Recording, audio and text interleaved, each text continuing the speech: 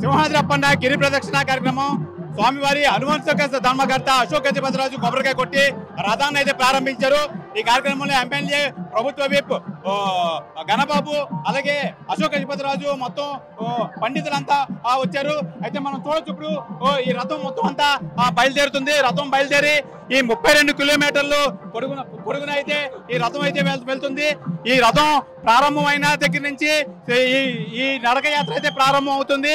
నడకయాత్ర మొత్తం 32 కిలోమీటర్ల పొడుగున భక్తులందరూ ఈ రథాన్ని మొత్తం ఫాలో అవుతుంటూ ఉంటారు. ఫాలో అయ్యి మొత్తం ఈ 32 కిలోమీటర్లు స్వామివారి రథం అంతా భక్తులు భారీ ఎత్తులో పాల్గొంటారు.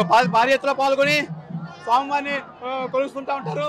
అలాగే మనతో పాటు ఈ భక్తులు ఈ స్థానాచార్యులు అయితే ఉన్నారు. స్థానాచార్యులు అయితే ఈ స్వామివారిని మొత్తం అంతా విశిష్టత అయితే వివరిస్తారు.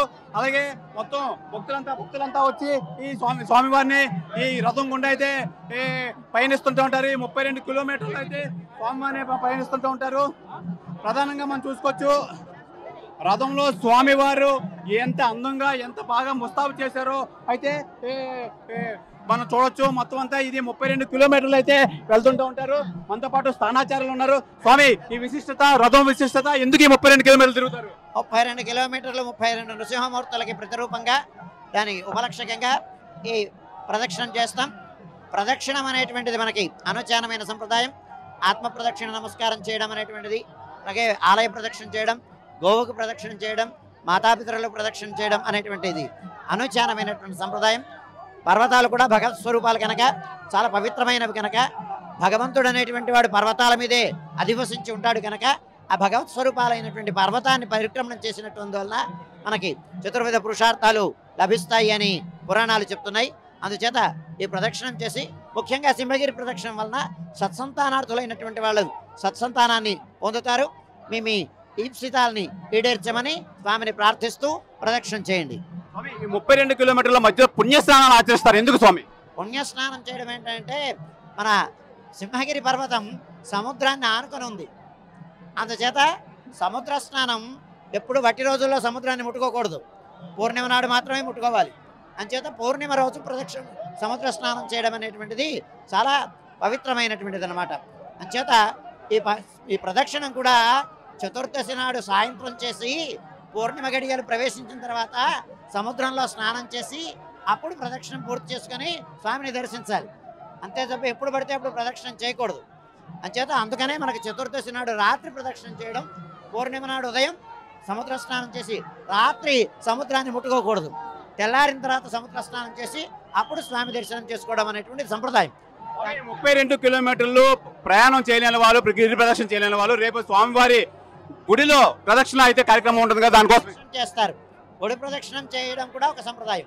3 సంవత్సరాలు గుడి ప్రదక్షిణం చేసినట్లయితే ఒక గిరి ప్రదక్షిణ ఫలితం వస్తుందని విశ్వాసం. అంచేత ఆలయ ప్రదక్షిణ కూడా చేయొచ్చు.